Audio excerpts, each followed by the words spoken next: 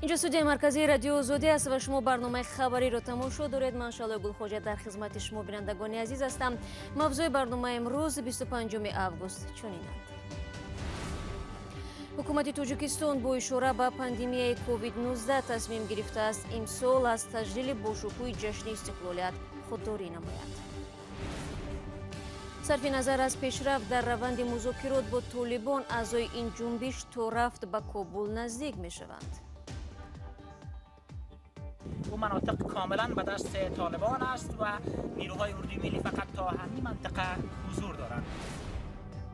و خصومت تا کجا برد در جنجال گروهی دو عائله در نویه واسه نه به زن رحم کردند و نه به موسفید.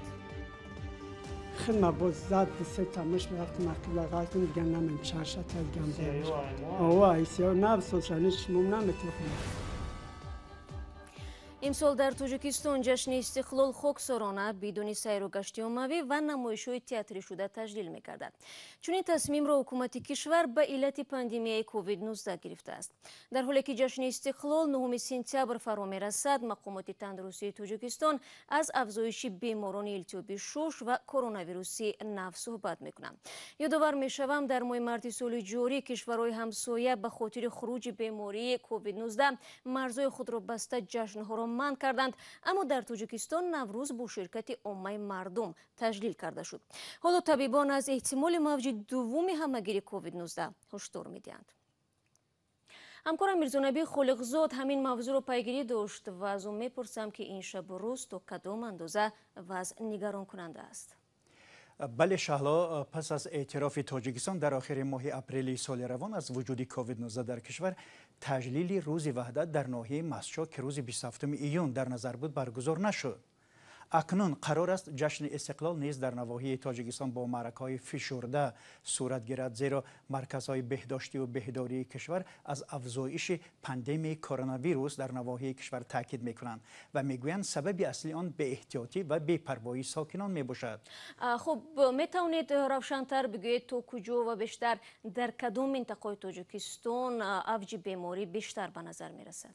ببینید، پنجشنبه بیماری تا جایی که احساس می شود که در آنجا تشخیص دقیق باشد. در سوخت روزهای اخیر حالتهای نوی آلوده شوی بخصوص بدون نشانهای خاص طبیبان را به تشویش آورده است. صحت شناسان عامل اساسی آن را در رعایت نشدن قاعده‌های بهداشتی بدون نقاب به کوچه برآمدن و فاصله جسمانی را رعایت نکردن در موضع جمعیتی می‌دانند. روز یکشنبه ستاد ولایتی مبارزه با کووید 19 ولایت سوخت در شهر پنجکین جلسه خود را برگزار کرد و طور معروف حاجی بایف معاون سردار ریاست تندرستی ولایت سوخت روز 23 اوگوست به رادیو آزادی گفت جلسه ستاد به خاطر جلوگیری از پنجشنبه بیماری کووید 19 صورت گرفت. فقط روز 22 اوگوست 2 نفر در بیمارستان بیماری‌های سرایتی پنجکین فوتیدند. در نوارهای دیگری که ما می‌بینیم وضع چندان تخت و هموار نیست، ولی مقامات تندرستی ناحیه‌ها در این باره زیاد حرف نمیزنند و معلومات پراکنده درباره کووید 19 اساساً از نزدیکان قربانی‌ها در شبکه‌های اجتماعی نشر می‌شود. تشکر برای صحبت. اما با این هم مقامات توجیه میگویند وضع وابسته به بیماری همهگیر معتدل است. طور وزارت تندرستی خبر داد تا روز 24 اوگوست شماره فوتیده‌ها تنها 1 نفر بیشتر شده به 67 نفر رسیده است. رستم لطیفزاده رهبر حزب اگراری تاجیکستان که 11 اکتبر برای کرسی پرزیدنتی رقابت میکند، اشتراکش در انتخابات را جدی ارزیابی مینماید. منتقدان لطیفزاده بارها گفتند شرکت او و حزبش در انتخابات نمایشی و تنها به خاطر پررقابت نشان دادن این معرکه سیاسی است. مولا رجب یوسفی و امرالدین اولیموف در صحبت اختصاصی نخست از لطیفزاده پرسیدند که برای معرکه سیاسی چقدر سرمایه صرف کردن است. البته انتخابات به خرج و به صرف مبلغ نمی شود. ما در معرکه پیشترم توجه نسبت مسئله هایی که ما بررسی میکنیم در برنامه زیاد است و ما شخصانی زیاد هم داریم در اطراف خود، رفیقامون، برادرامون و اون آدمانی که توجه دارن نسبت حزب ما کمک های مالی و پولی میکنن. البته که این خلاف قانون نیست و در آیین‌نامه ما این قید شده است. البته مبلغ‌های دیگر هم جلب کرده میشن، ولی امروز من گفتن نمیخواهم که تو امروز ما چقدر مبلغ، البته البته یک مبلغی معین جمع شده است و با انتظار داریم که مبلغ‌های دیگر هم با جلب کرده میشن. میتونید گفتن که چقدر دارایی داره؟ خودی من؟ بله، چند خانه داره؟ چون هر مسئله شما البته اعلامیه میسپره و اون اعلامیه برای جامعه نشر نمیشه. من از سال 2000 از سال 1989 به دوشنبه کوچیده اومدم، یک خانه 2 حجرگی داشتم، بعدا شرایط زندگیم خوبتر شد، با 3 حجرگی گرفتم، امروز یک صاحب یک خانه 5 حجرگی هستم. دیگر دارایی چی باشد؟ زمینی کشاورزی ندارم، بستانسرا ندارم، دیگر همین. شکل پوره مصاحبه رستم لطیف‌زاده را به همین زودی ها میتوانید در سامانه رادیو زودی پیدا کنید. میرویم به بلاروس. وزارت دفاع بلاروس اعلام کرد که بعضی از واحدهای نظامی به حالت آماده باشی کامل درآمدند و سربازان احتیاطی نیز به ارتش دعوت شدند. در بلاروس 16 روز این جانب اعتراضهای گسترده ساکنان به نتیجه انتخابات پرزیدنتی 9 آگوست جریان دارد. مقامات این کشور چندی از سازماندهندگان اعتراض را دستگیر و تعداد دیگری را برای بازپرسی به اداره‌های تفتیشاتی دعوت کردند. اسکندر خواجه‌میرزاده موضوع را ادامه می‌دهد. شام دوشنبه 24 آگوست صدها نفر در مرکز مینسک گردی همایی اعتراضی دایر نمودند. شرکت کنندگان در برابر طلب برکناری پرزیدنت بلاروس الکساندر لوکاشنکو سرود خوانده رقص هم کردند. در مقایسه با راهپیمایی اعتراضی روز 23 آگوست که در آن نزدیک 100,000 نفر اشتراک کرده است، جمع آمد روز دوشنبه کم شمار بود. در عرفه این گرد همایی مقامات بلاروس 2 عضو شورای هماهنگسازی مخالفین را که با تشبث نامزد کرسی پرزیدنت سویتلانا تیخانووسکایا تشکیل شده است بازداشت نمودند. تیخانووسکایا اصرار می‌ورزد که در انتخابات پرزیدنتی 9 آگوست تقلب جای داشت و در عمل او نامزد پیروز در این معرکه میباشد. عضو دیگری شورای هماهنگساز برنده جایزه نوبل سویتلانا الکسیویچ 72 ساله روز 26 آگوست برای بازپرسی به کمیته تفتیشات بلاروس دعوت شده است.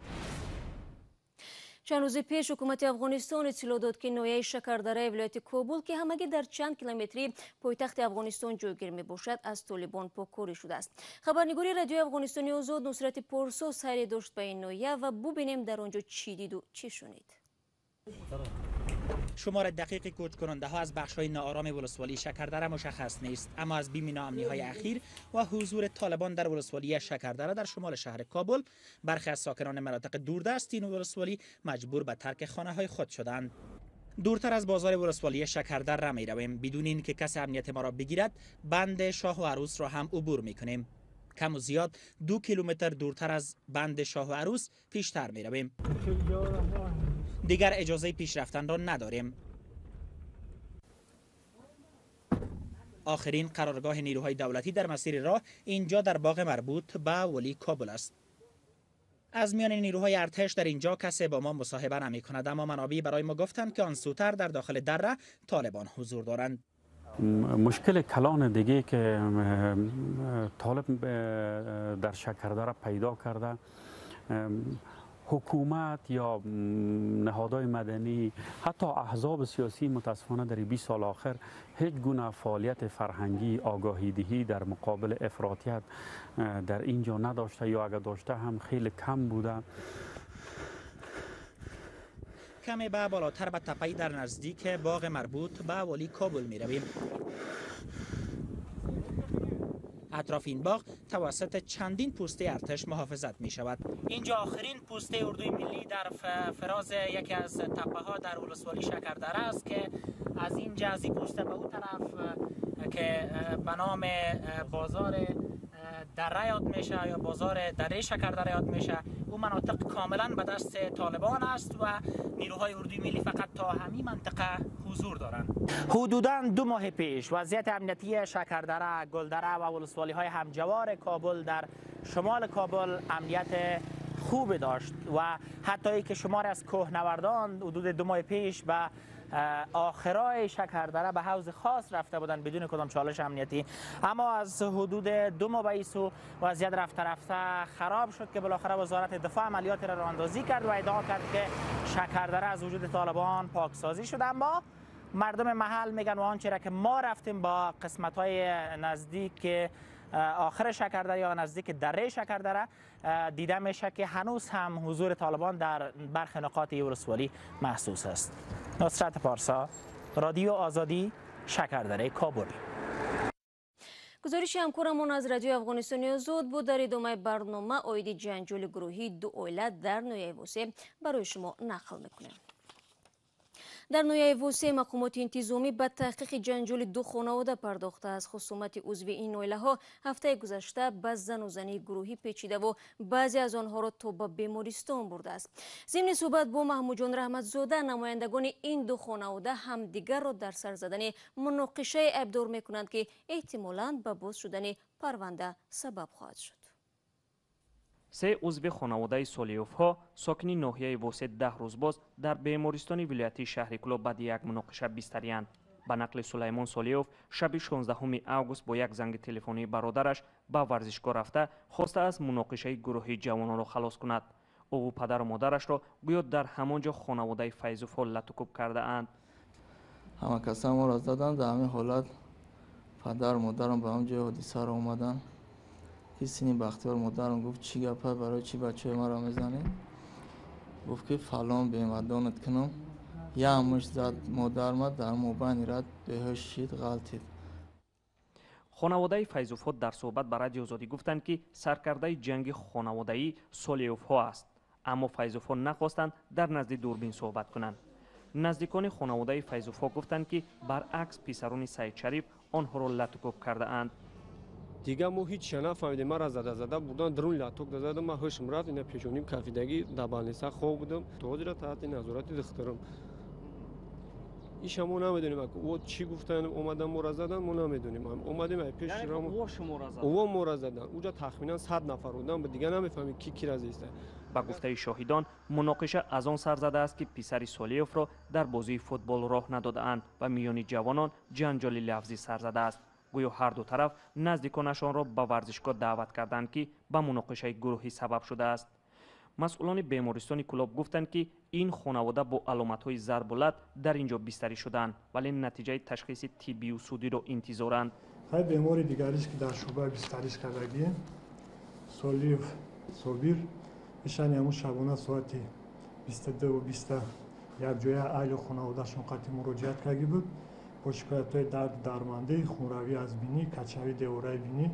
از روی علامتاش معلوم میشه که بیمار لطوکوب شده است.